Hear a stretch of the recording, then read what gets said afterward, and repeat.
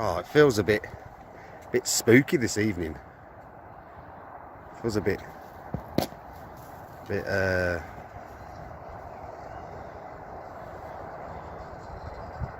what? I don't quite, hang on. He wasn't there a minute ago. Good evening, young man. And how are you on this fine evening? Is one taking one's constitutional? Have we been introduced? Would you No. like to start? And your name is? Paul. Paul. Young Master Paul, I'm so pleased to meet you. Please allow me to introduce myself. I am Lord Philip de Bromford, and all that you see around you is my estate. Would you like to know a little bit more about the land which you live upon? I guess so, yeah. Okay. Then please note, behind you, behind me now, these houses that appear here haven't always been there. This fine estate was built in the 1960s. Previously, before that, was agricultural land and industry that belonged to me. These houses here were the original manor house of the estate. This was found by some builders when they were converting one of the properties. And what was found were the foundations of what was once a majestic manor house. The estate goes back far to the 60s. And tonight, I would like to give you some stories of the unusual and of the macabre. Would you like to hear those stories? Yeah, go on. Here, when the houses were disturbed, when the manor house was pulled down and these properties were put up, there appeared, travelling from one house to the other, a tall, large, dark, black-hatted figure. Who was he? No one knows. Where did he come from? No one knows. Where was he going? No one knows. Just one of the strange and macabre events of the stories I'm about to tell you. The house across there. Can one get a shot of it? This property, long ago, the people had just moved in. 1961, 1962. When the young man that was living there with his spouse walked across to one of these houses and asked if he could please borrow a knife as he was laying down some new carpet. Quite happily they borrowed him this knife. He took it back, and the next thing we know, the police were here, the constabulary were everywhere. And it turned out that this young man had split the throat of his loved one. Why? We'll never know. So, would you like to hear some more? Or is one afraid? I'm not afraid. Then would you like to follow me to the next destination? Please, let me take you on a tour of my estate. Built in 1285, known as Stagnum de Bromford, the waters of Bromford await you, sir. Oh, good evening, young man. So stop. Please step back. Social distancing is what tonight is all about. Stories of people that are far, far away. Where have they come from? Where are they going? Nobody seems to know. We have already heard of the dark stranger. We have already heard about the throat cutting. For here is a strange one. Just behind you now is a row of houses. And when the young paper delivery people were coming along to deliver the papers. They heard strange noises. Imagine 7:30 in the morning, it's dark, it's windy, it's cold, and you hear in the background a slight growl.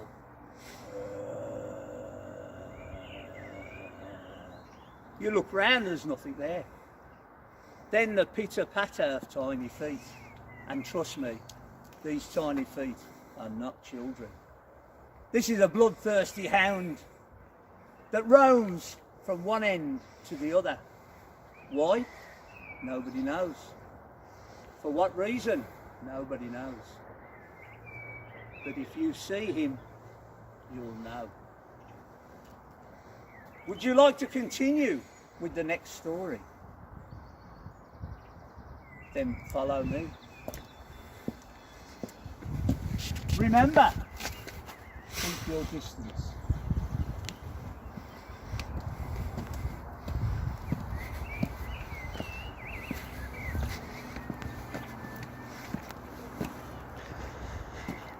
I wouldn't want you to end up in the local infirmary or even the local morgue. For our angels of mercy, our doctors, our nurses, our people that look after us are stretched to the limit in these difficult times. So to them, I say, well done, bravo, keep it up. Stay back. So, your curiosity gets the better of you. Are you ready to be enthralled? We are now entering Bromford Woods. Some call them Bluebell Woods. But whatever happens, do not be here in the dark. In the daytime, beautiful, wondrous, majestic trees, wonderful scenic views. But at night, things come out to play. So are you still ready to continue this journey? Then let's be gone.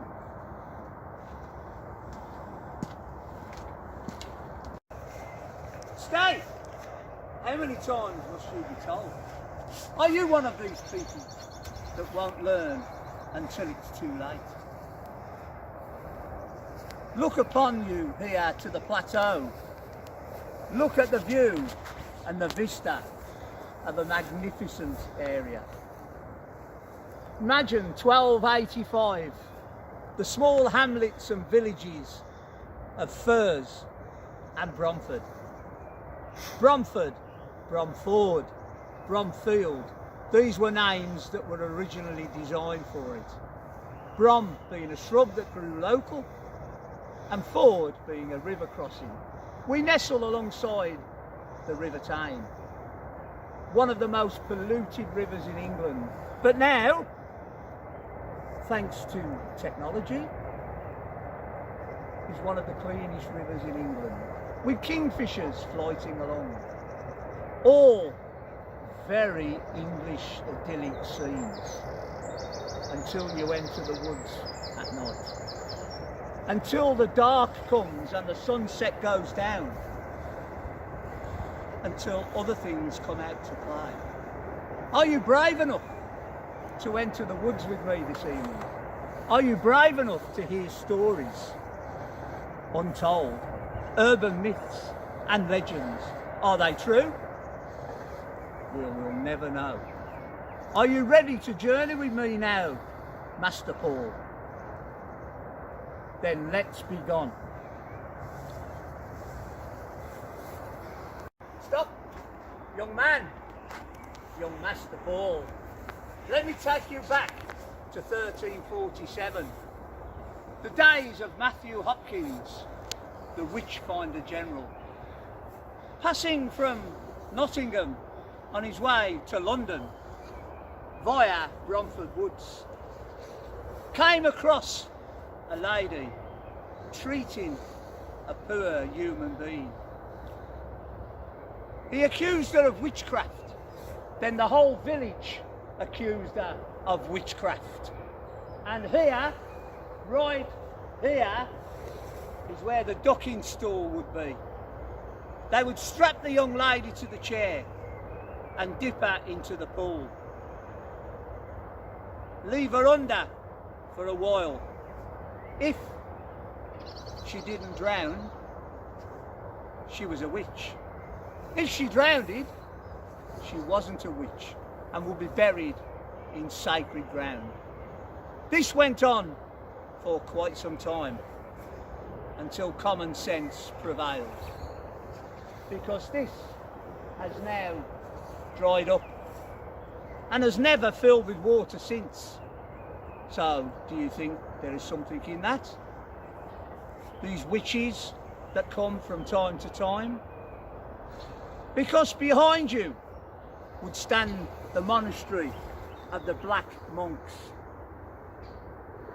who, during the days of the plague, would torture and kill and maim in the name of their religion. However, the brown monks, the order of the monks, the true knights of our estate, would fight to make these black knights disappear. And it is said that during these woods, a monk would appear, and a monk with a flaming torch to light you away from the darkness. Are you still convinced that you want to carry on, Master Paul? Then let us go. It has been said that the brown monks would light the way through this dark world, through the forest that we have to go, and would put us on the right light. Behold, the brown monk. We must follow her. Are you ready for it? Are you ready? Then let's go. Lead the way, monk. Lead the way.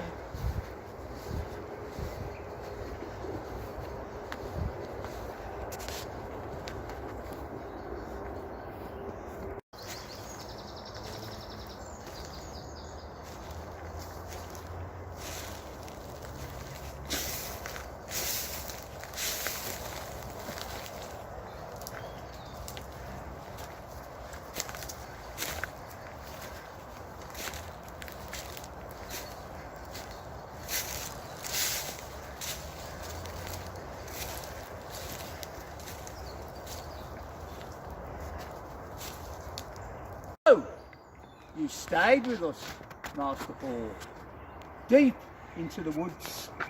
As you can see, we are now in the territory of the manor home, and a story of love unrequited, of a night of passion never to be known. For the lady in white roams the woods looking for her loved one, who jilted her at the isle. And it is said in legend and myth that she sits drowning her sorrows at her banquet table somewhere in these woods. So keep an eye out if you see a small light at night, for who knows who that will be. For there, a light from yon window breaks, but I don't think it's Juliet. Would you like to go and find out, Master Paul? But be wary, be careful the way you go.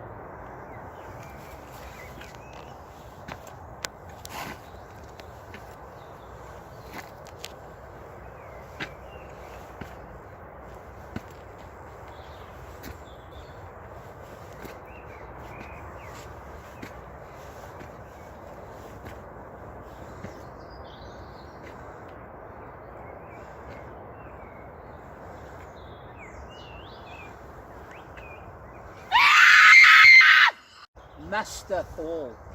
Stay. Safe distance is what it's all about. As in life, as in everything, distance is important. Can I just say thank you to those angels of mercy, to the NHS doctors and nurses, to all the reach workers, to all the people that are out there, the postman, the dustman, the milkman, the guy who brings you your parcels, to all the care workers, to everybody that's keeping us all safe in the real world. But the supernatural world is a different matter. For tonight, you have seen for yourself. This is our last port of call. This is what it's all about. On this very spot, it is rumoured that during the Black Plague, during the 13th, 14th century, people were dying from the Black Death, from the Great Plague, the first recorded pandemic.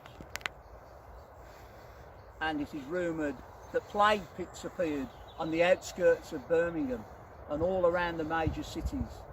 And it just so happens, as rumour has it, or folklore, or legend, or old wives' tales, that right where you are standing now is a plague pit.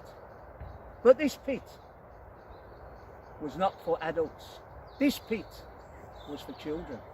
Because long back then they believed that children, their souls, should be buried together, away from the adults. And it's ironic that in this area, which is a playground, that this should be here. Because late at night, when people have walked through here, on the hour of midnight, strikes, then they were heard singing and laughing and giggling. And their favourite song was Ring a Roses. And this is how it went. Ring a roses, a pocket full of posies, a tissue, they all fall down. Ring a roses, a pocket full of posies, a tissue, they all fall down. Ring a roses, a pocket full of posies, a tissue, they all fall down.